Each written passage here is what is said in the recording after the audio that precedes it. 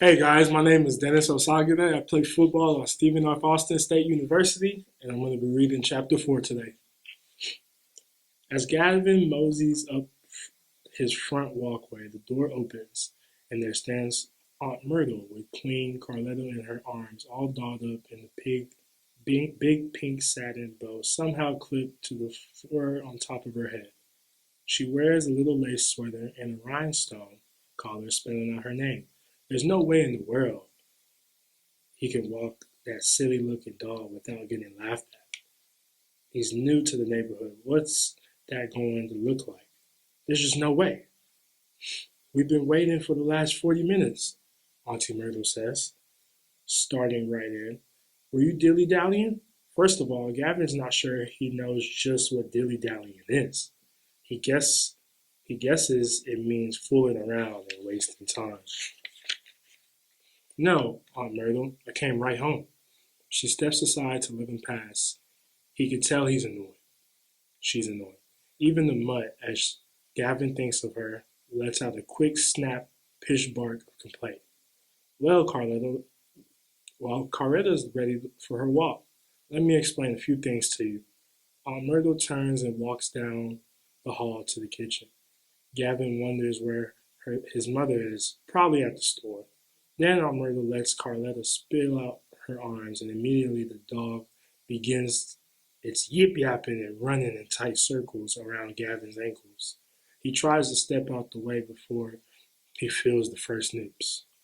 Carletta, Myrtle says, sit. Carletta sinks down onto her belly, but then begins to scoot stealthily towards Gavin, who hurries to the other side of the table. She must be a demon dog, he thinks. Look here, says Myrtle. This is Carletta's leash. Carletta is a very good dog. She's had special training. Carletta has stopped scooting and now seems to be trying to clean her nose with her pink tongue. But keep her on a leash at all times. I want you to walk her to the park, then back here. That should be long enough. Myrtle reaches into her sweater pocket and pulls out a plastic bag. She hands it to Gavin. What's this for? He asks. Why it's for Coletta. Why it's for when Coletta does her business. Her business? Gavin has a sinking feeling. There's something about that term, her business, that he doesn't like. When she does number two. Number two? Gavin repeats, scrunching up in his face. Yes, number two. That's why you're taking her out, so she can do her business. Myrtle gives short, vigorous nod. Number two, where's Mom? Gavin wonders again. Why isn't she there to rescue him? Number two goes in the plastic bag, and then you throw it away in the can outside when you get back. Yeah, Daniela says, slithering into the kitchen. She goes into the refrigerator and takes out a carton of yogurt. Make sure you don't throw it into the kitchen trash. She gives Gavin a fake smile, then purees and leaves as fast as she can. Myrtle has attached Queen Carletta to her leash. She hands it to Gavin and has him walk back and forth across the kitchen until he's satisfied he can handle the responsibility. Then she gives him a list of instructions. I need you to read the instructions. I read it out loud so I can make sure you understand what you need to know about walking Carletta. Myrtle has written her instructions in cursive. Gavin just started learning cursive at the beginning of the school year. Miss Shelby Ortiz often has to rewrite stuff in manuscript because too many kids are still having trouble reading cursive. Plus, Aunt Myrtle's handwriting is really scribbled. Go ahead, she says, sounding kind of impatient. It's hard to read your handwriting. Oh, for Pete's sake, Aunt Myrtle sighs heavily. Now you listen carefully. Number one, this is a retractable leash. You mustn't give Carlittle too much leash or too little. Best to let it have a little bit of dip. Gavin has no idea what that means, but he's not going to ask her to explain. He just wants to get this chore over with as fast as possible. Okay, he says. Number two, if you see another dog, say a dangerous looking big dog, you make sure you keep Carletta safe, even if you have to pick her up. She looks at Gavin warily. Do you understand? Yes, Aunt Myrtle. He actually doesn't know what he'll do in a situation like that, but he nods in agreement. Number three, walk Carletto for 30 minutes. Check your watch. When you've walked 15 minutes one way, it's time to turn around and walk back home. I don't want to be sitting here worried. Yes, Aunt Myrtle, he says again, wondering how long this is going to go on. Now come on over to the table. In the middle of it is a bowl of fruit. Aunt Myrtle takes an apple and places it on the table. Give me that plastic bag. Gavin hands it over. This is how you pick up Carlitta's business. Gavin frowns at the apple. Then he looks down at Carlitta, who is busy sniffing the floor around the table for crumbs. He feels a growing horror. Never had he thought about Carlitta going to the bathroom that way. Myrtle continues with her instruction. Now this is what you do. She puts her hand in the bag, then replaces it over the apple. She picks up the apple, holds it high, then pulls the bag inside out by grabbing the top edge with her other hand. She gives the top end a twist and then ties the twisted end into a knot. Simple, she says, and it's the law. Not simple, Gavin cries out in his mind. He's going to gag. He knows he will. And make sure she has plenty of sniff time. A dog needs sniff time, even if you have to be out longer than 30 minutes. Myrtle pushes him out the door, then stands at the window watching. He can feel her eyes on his back. He spots Richard heading his way. What a relief, since it's because Richard that he's in this mess. Maybe Richard will take care of the dirty one. Come on, Gavin says to the horrible dog at his feet. Carlitta, in her lace and bow, is almost impossible to walk. Either she runs ahead, pulling at the leash, or she stops to sniff at something on the lawn. Right in the middle of walking at a halfway decent pace, she has to backtrack and get some sniffs in on something she might have missed. Why do dogs sniff so much, Gavin wonders. And Richard's no help either. His mind on the new video game he played over at Carlos. He's telling Gavin all about it. At one point he offers, you should have brought some dog treats or something. Gavin sighs at the useless advice. Then there are times Carlitta dashes out in circles, wrapping the leash around his legs as she goes. Man, that dog is crazy, Richard says with a mouthful of potato chips. He watches Gavin untangle himself. If Gavin had gotten his way, he would be eating his special snack of wheat crackers and grape jam at home right now. 10 little wheat crackers with grape jam spread on each one and a tall, cold glass of chocolate milk. His mouth waters just thinking about it. Want some chips? Richard asks, angling the bag at him. He then notices the plastic bag at Gavin's hand. What you got that for? For Carlitta's business. Her what? When she goes to the bathroom. She goes in that bag? Gavin looks at Richard, puzzled. He tries to imagine what Richard has in mind. The picture is ridiculous. No, Richard, I have this bag from when Carlitta goes to the bathroom on someone's grass. I pick it up with my hand in the bag and then throw it away in the outside can when I get back. Richard takes this in with no response. Then suddenly he cries out, Ew! He looks over at Gavin, his eyes huge. Ew, you have to do that? It's the law, Gavin says grimly. Richard peers down at Carlitta, prancing and straining at her leash. Ugh, he says. Gavin glances down and then up at the three boys from the 5th grade at the end of the block, heading their way. It's Richard's older brother Darnell and 2 of his friends, Gregory Johnson and that big boy with the last name for a first name, Harper, who's way too big to be in 5th grade. He's one of the other new students, and someone said he was in 3rd grade twice. There's something about him that Gavin doesn't like. Maybe their paths won't cross, Gavin hopes. The older boys are walking super slowly, and every once in a while they stop to pretend they're playing in an imaginary basketball game. Gavin looks down at Carlitta again. His heart sinks as he takes in the pink bow and lace sweater and the rhinestone collar. It can't get much worse. Plus, he's got a pink leash in one hand and the plastic bag in the other hand. Anyone with a dog will know what that's for. What would be really good right now as if the sidewalk would open up so he can drop down into an underground tunnel. He feels some big laughter coming his way. Hey, Richard says. Hey, Richard says. There's Darnell in them. Gavin turns, pulling on Carletta's leash as he changes direction. Let's go this way, he says. But Richard is already waving his hands over his head like a referee on the football field, and calling out his brother's name. Hey, Darnell. Oh, no, no, no, Gavin says under his breath as he sees all the boys' attention suddenly directed at them. He watches them and begins to point and laugh. Now they seem to have forgotten their pretend basketball game. They're making their way towards Gavin, Richard, and Carletta. If only he could disappear. Of course, Richard doesn't get it. He's busy encouraging them. What are you guys doing?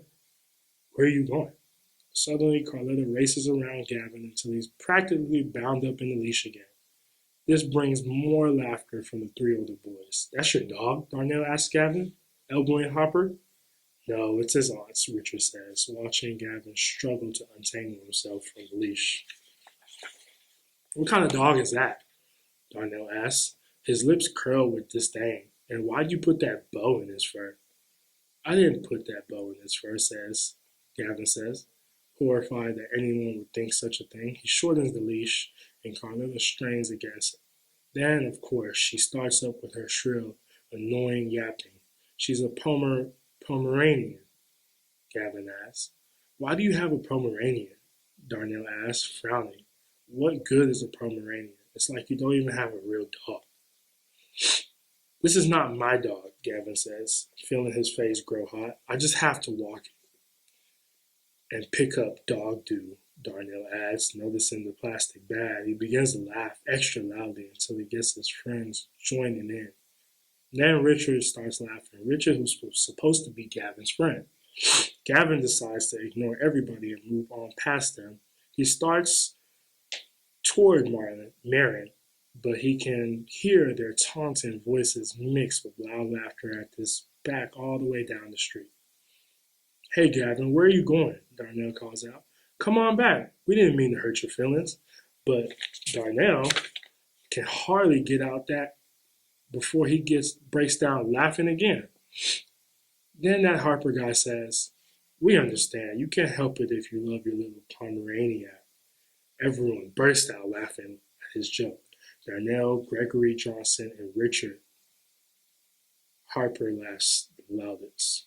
Gavin keeps walking, his mouth pinched with determination to ignore the laughter. When he turns on to Marin, the voices finally fade. Then it's just him and Carletta. Richard has gone off with the fifth graders. Luckily for Gavin, Carletta had no business to deposit on anyone's front lawn so far.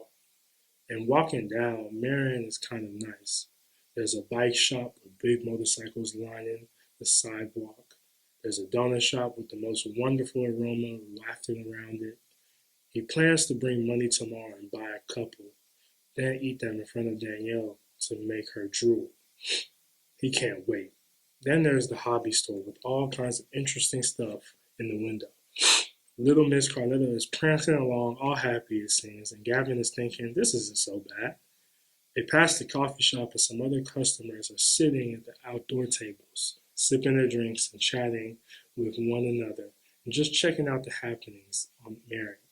This is not bad at all. 4 more days of this and he'll have earned the money for Danielle's snow globe. Uncle Vesta will be back from his conference and things will be back to normal. No more Aunt Myrtle checking his plate to see if he's eaten all his Brussels sprouts or beans or turnip greens. They pass Wendy's Wonderful Wigs with this crazy display of wigs on stand just outside of the store. Blonde ones, red ones, brown ones, and jet black. Suddenly, Carletta begins that low, throaty sound she makes when she's thinking about misbehaving. It gives Gavin a not-so-good feeling. He clutches his leash a little tighter in anticipation of what he doesn't know. He looks down at Carletta. Something about the way she's pulling a little at the leash fills him with dread. He needs to get her past the Wendy's wonderful wigs. There's something about the place that's disturbing her. He could cross the street, but no. He's too far from the corner traffic light. It would be dangerous.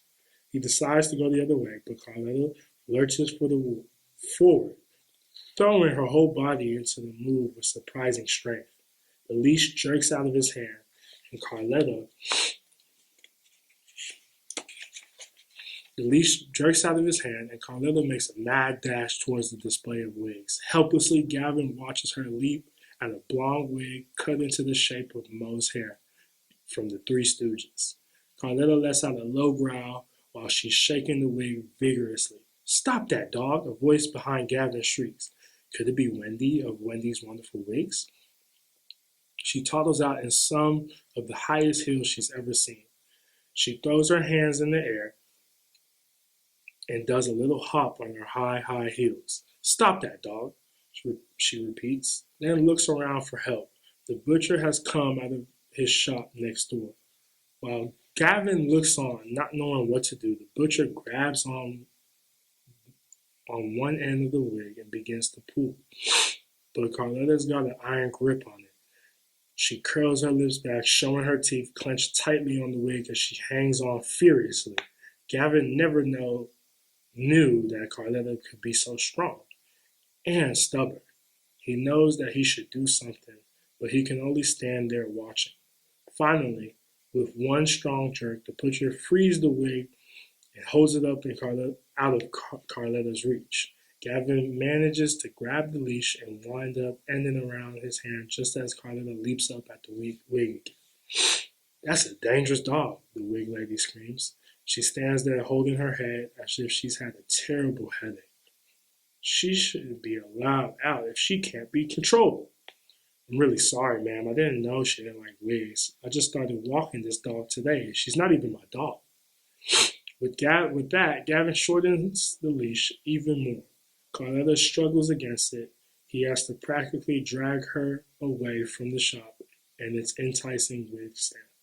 All the way down the street, Carletta tries to pull back towards the Wendy's Wonderful Wigs, as if she just wants one more go at that blonde wig.